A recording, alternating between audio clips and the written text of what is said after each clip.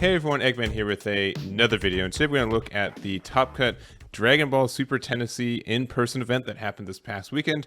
Over 100 players, it was streamed. There's a pretty, diverse meta as we've been seeing as well, and I'm super excited to go over it for you guys. So real quick shout outs to Top Cut for running the event and streaming it, with special shout outs to Giancarlo and Dane for doing the commentary work for that as well.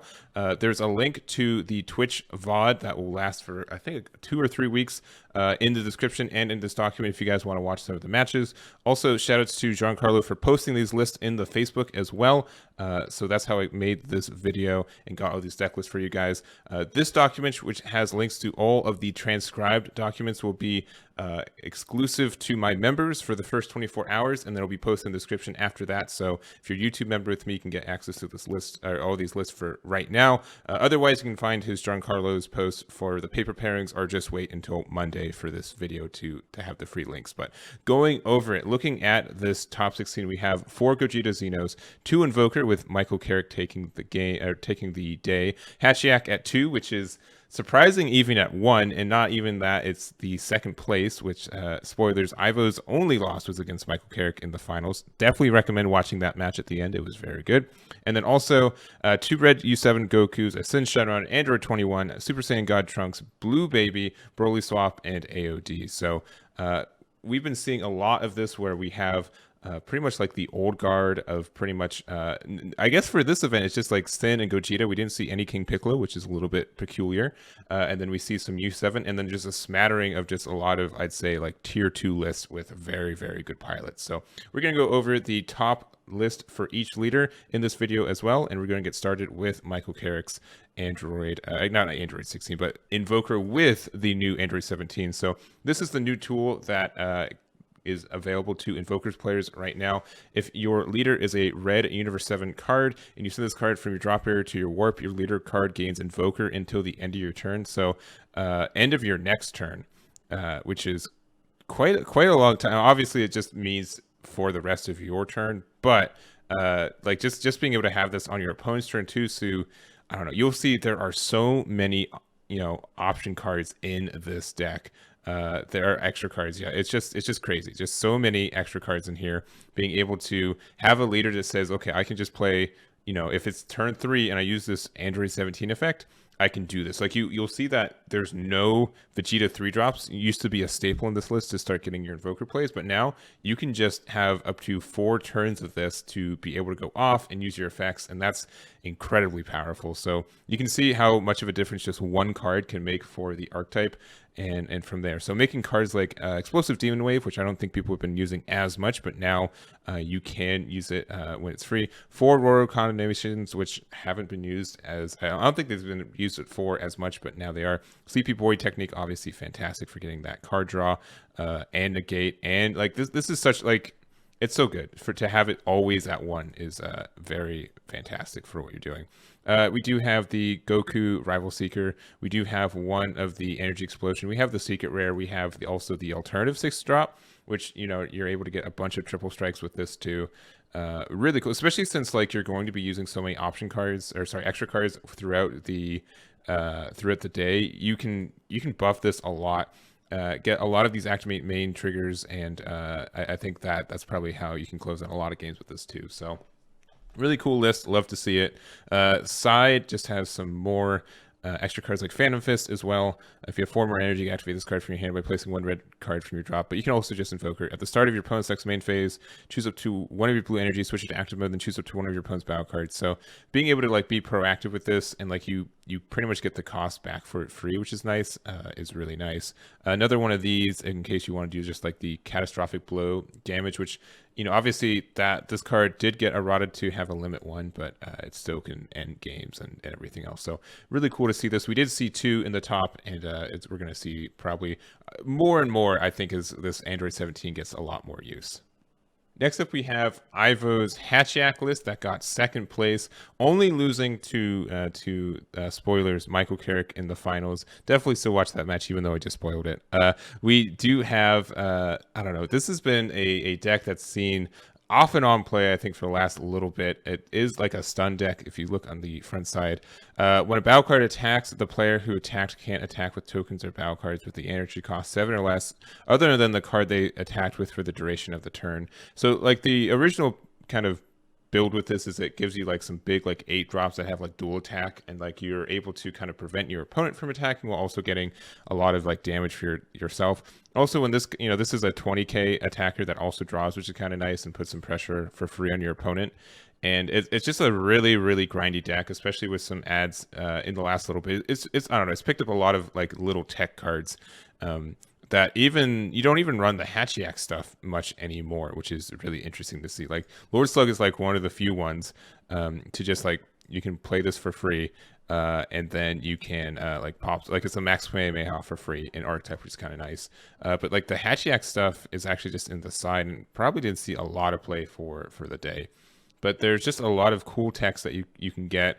Specifically, we do have like the unisons. People are like, oh, unisons are going to break it. It's going to get around Hatchhyack. It's going to bust it. But SS4 Bardock is fantastic for the list.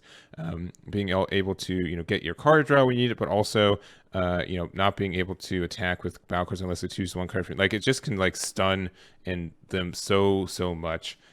Obviously having a lot of negates that you can recur value with too, and going from there. You can also go into your SS4 Gogeta, which is an 8-drop, which has their triple attack, so it gets around your own leader's effect, and you can get some major value off this, especially since it pops 2 cards on field and 2 cards in hand, ignoring barrier. That's just a lot of value for you. And it's just super easy to get out in a deck like this.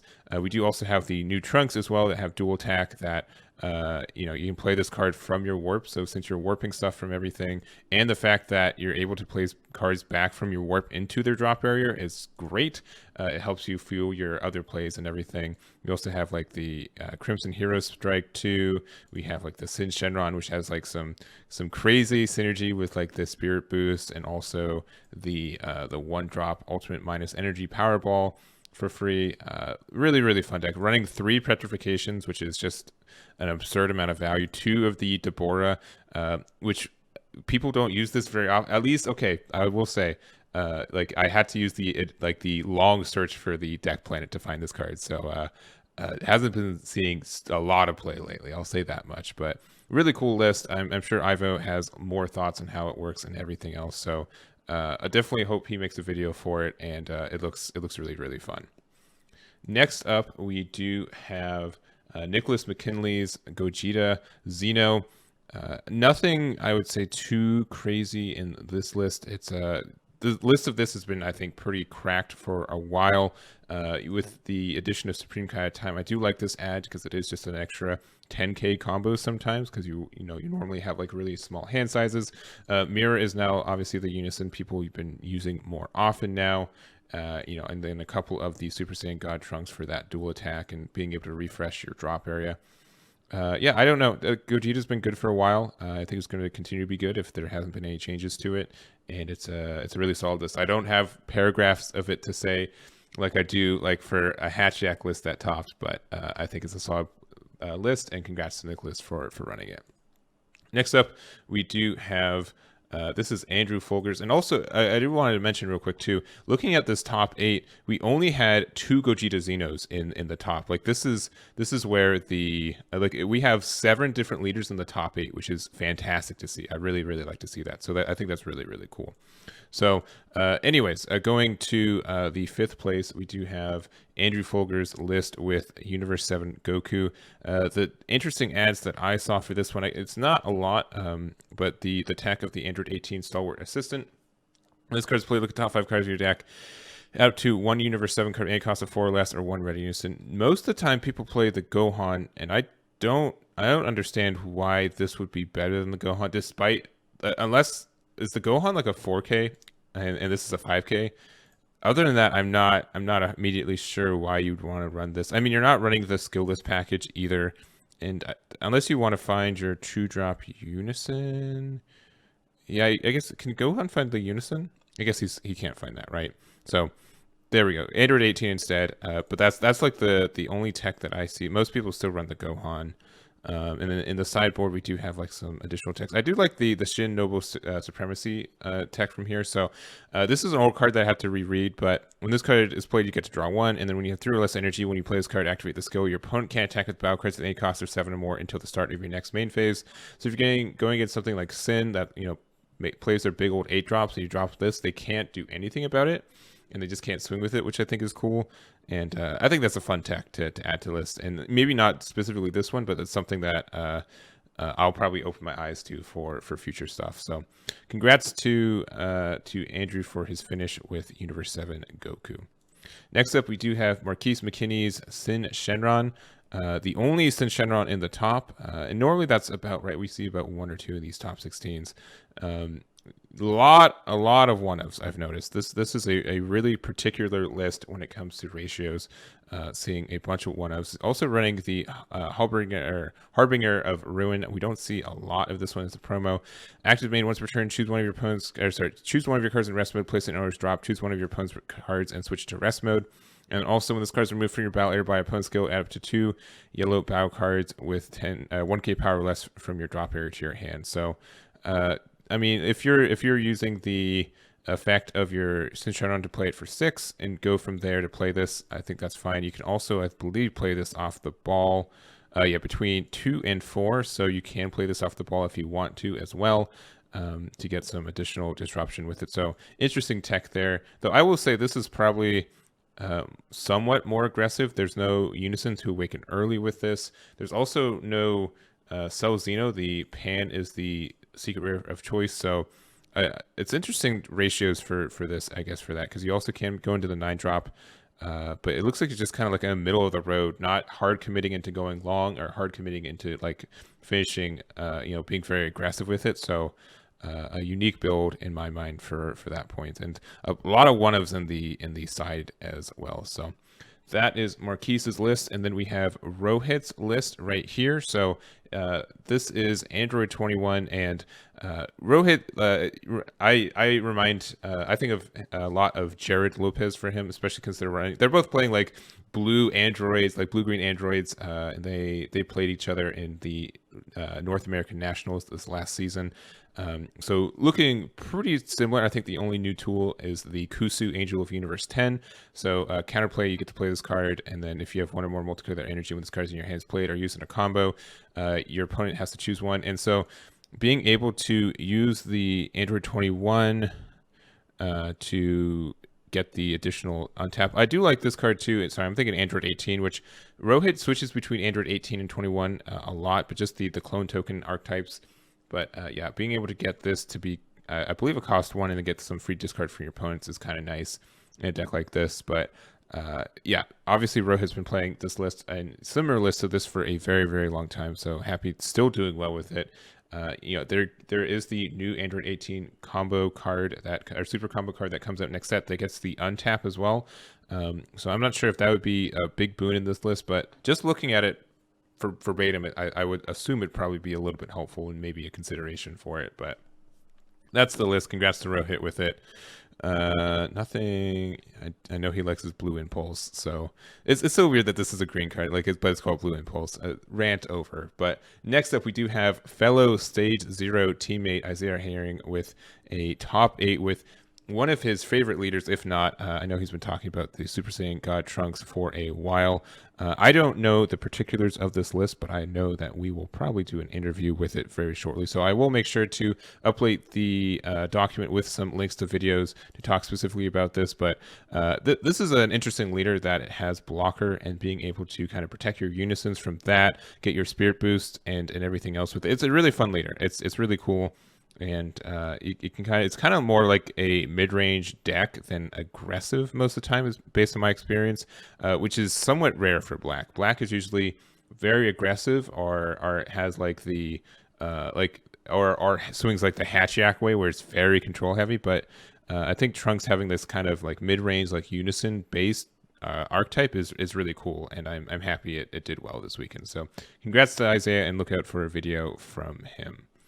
Next up, we have Mychal with Blue Baby, a deck we've also not seen for a while. We did get an errata on Planet Tuffle where You can't have any battle cards in play to get your counter skills, but additionally, we do have a bunch of big boys where you probably would only play one of a turn. So some new, kind of techs we have. A one of for the Super Saiyan God Son Goku. I'd almost think you'd want more of these, but I didn't top with this list, so what do I know, right? I think the interesting card also is King Cold Astral Tyrant. So being able to, I mean, it's 6 cost, right? But when you play this card, your opponent plays 5 cards from the top of the deck into their drop area. So this is kind of like mill by default kind of thing. Like your opponent just can't win the game. And if you're playing against something like Universe 7, where that top 5 can just mill you out, it's a very, very good tech for it. So in the main as well, it just means that with the current time rules and everything else, I wouldn't be surprised if this only got to the end of game 1 in like an hour, and then you would just finish it, and then you don't have much time to recover for game 2.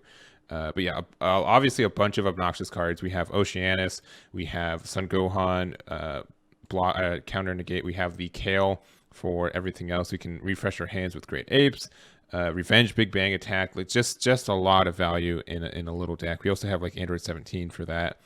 And a bunch of tech cards. We have Mecki, we have Jiren, we have Protector of the People, Deborah for hand destruction, which is, this deck would definitely, if there was a popular hand destruction deck at the event, this would definitely feel the power of at least losing some cards in hands. And yeah, I think blues. Is this like the only blue deck that topped? That's blue leader at least, I guess, besides Aandroidd 21. Yeah, that's blues is just such a weird spot right now. There's just so many ways to run it, and all of them feel like they're not the best. And from my perspective, so I think blue's going to keep topping, but it's going to just be different people, different times, and that's interesting to see that we're still not sure what the kind of the best blue strategy is across the board. So next up, we do have 14th place. This is Kyle Carrington's Broly swap. I'd say the most interesting thing about this is that the Kale Unison is being played in this version of it. This was obviously the Unison that was kind of built for the archetype, but people barely use it. People mostly use Piccolo Jr.